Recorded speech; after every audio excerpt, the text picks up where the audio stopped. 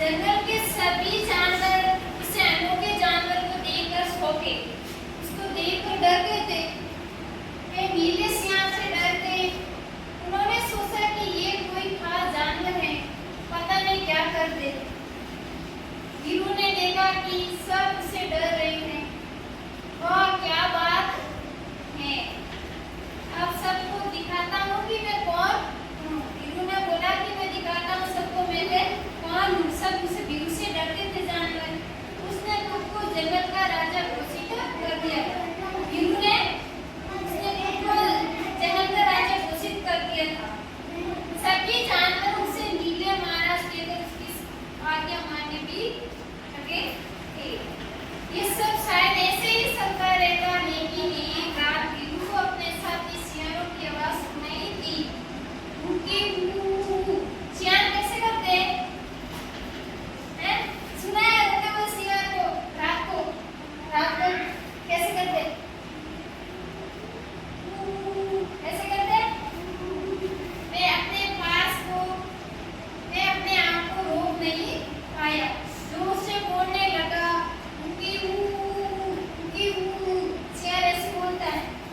बस उसी समय सभी जानवरों को पता चला गया कि वह कोई नीले महाराज नहीं बल्कि साधारण सियार है।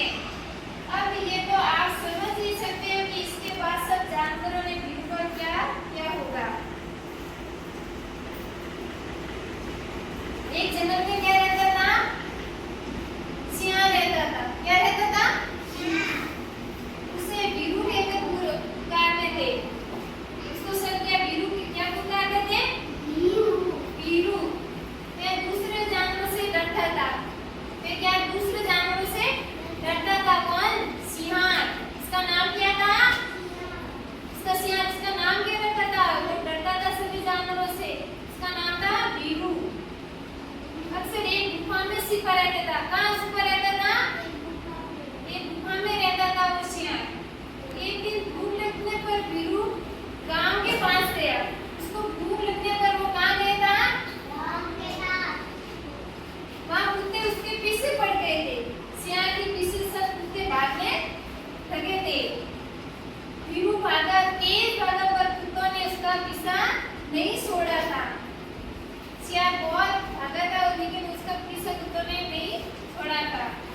वीरू लगकर एक घर में घुस गया। डर के एक घर में घुस गया था सिंह। उसे पता नहीं था कि एक रंगरेज का घर था।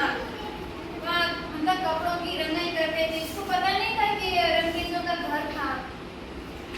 अनजाने में वहाँ नीले रंग से भरे बर्तन, जो नीले बर्तन से भरे हुए थे, कलर करने वाले थे तो भरे हुए थे।